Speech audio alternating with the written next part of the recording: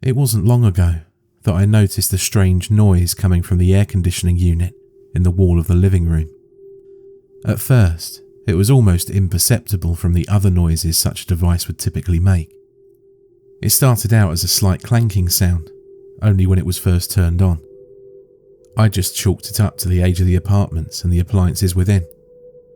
Realistically, they weren't all that old in the grand scheme of things, but without constant upkeep, things break down and fall apart relatively fast.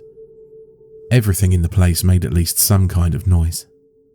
The washing machine shook, the dishwasher sounded like a jet taking off, and the fridge would kick on every few minutes and hum so loudly I'd have to turn the television up to hear anything over it. So you can see how it wasn't such a big deal for the air conditioner to rattle a little. I put it to the back of my mind as just something that comes with age. That was, until it started making it more and more often. I first noticed it when I turned it on, and the rattling didn't just go away after a second or two. I better tell the landlord so maintenance can come fix this, I thought. After about a minute, it once again stopped, and the thought faded into memory. A few weeks passed, and I began to notice other strange occurrences. Scratching in the walls, the electricity flickering in and out, the occasional thump in the night. Again, things that could all happen due to the age of the wiring. Maybe a mouse had gotten into the walls, or a noisy neighbour had just moved in. All pretty explainable, I thought. Besides, I worked a lot and didn't really have a lot of free time to do much, so it didn't bother me. But when things started to go missing in my tiny, one-bedroom apartment, I started to worry.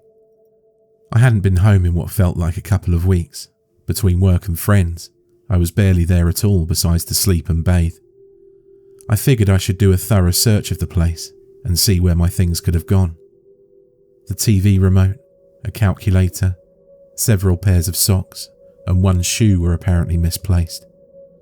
So I went through, room to room, which was really only 4 rooms, searching high and low to find my things. And as I did this, I noticed more and more small, ineffectual things were also missing. Strange, I thought. Where could these things have gone? I hit the power button on the TV and sat down in my once familiar armchair, now a stranger in my own forgotten home, and noticed something. The TV wasn't on. I flipped the light switch up and down, but nothing. Oh, for God's sake, this is getting a little ridiculous. I got up and twisted the knob on the stereo. Nothing. I went around and tested all of the appliances to see if they were all still functioning. It was to no avail. Not a thing in the place was still functioning. Except, strangely enough, the increasingly loud air conditioner. It came on with a loud rattle and ran that way for several minutes until it sparked. I heard a loud pop, and then it too died.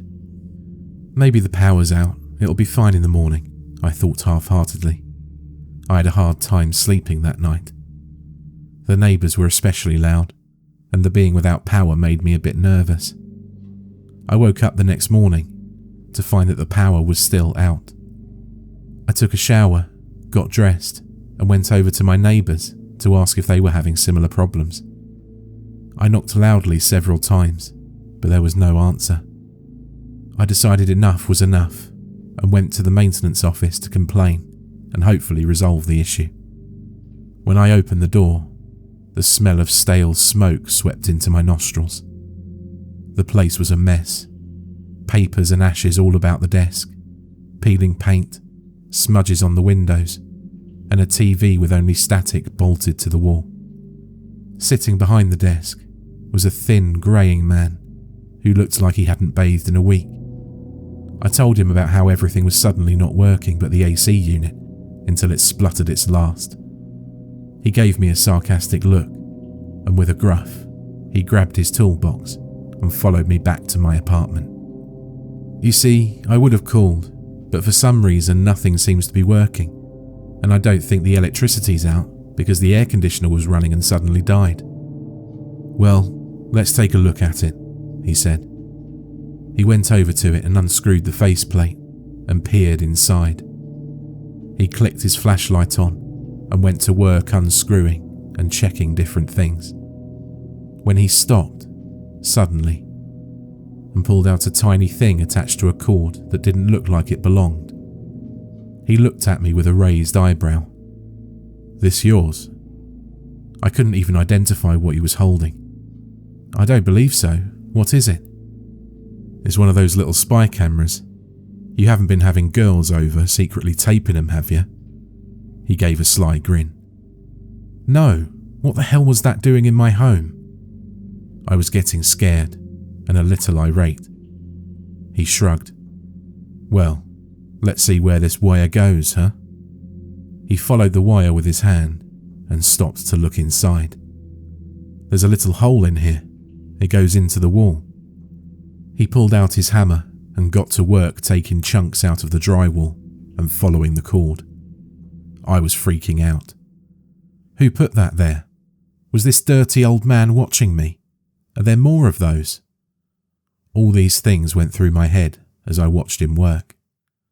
"Well, that explains a lot," he said under his breath. "What is it?" I exclaimed. "Looks like someone rewired your outlets over here." He backed away to show me what he was seeing. "But why?" "My guess? Stealing your power. You sure you didn't notice anything?"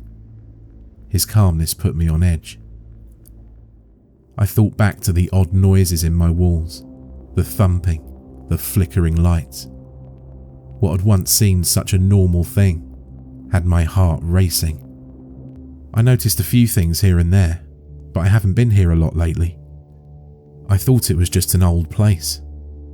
He gave me a skeptical look and continued following the ever-expanding bunch of wires and cables throughout the place. Some wires would branch off to more tiny cameras, hidden in vents and just in the shadows. One was even wired into the eye of one of my pictures. How have I not noticed these? My heart was beating faster and faster as he discovered more. He kept going, and one by one, found that all of my electricity had been rewired into one central bunch that led to the bedroom. My heart stopped. How long have these been here? Not long, I'd say. We check all the appliances and outlets before we rent the places out. Well, where does it all lead? He kept knocking holes with his hammer and following the dreaded cables until finally he stopped and looked into the most recent hole he made with a flashlight. The space between the walls gets a lot bigger here. I think I can fit in here. I see something glowing just around the corner. He smashed a hole big enough for him to squeeze through and disappeared into my bedroom wall. He appeared a few seconds later with a grim look on his face and his skin pale. He was no longer the calm, apparently fearless man he was before. You aren't going to want to hear this, but there's a little room back there. Bunch of monitors set up all over and all sorts of crap scattered around. Looks like someone was living in there, but no sign of him now. He swallowed hard. This place is starting to freak me the hell out. If I were you, I'd move. I packed my things and left for my mum's that day, not wanting to spend another second in that place. Over the next few days, the police came and investigated the whole scene. They found 20 different monitors, all linked up to VHS players in that little room in the walls. Surprisingly though, no tapes were ever found, and neither was the thing that had been watching me all those nights. A few weeks had passed, and a box arrived on my mother's doorstep.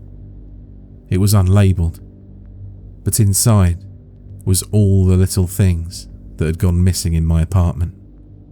I also found a dirty, ripped piece of paper with a barely legible message scrawled on it.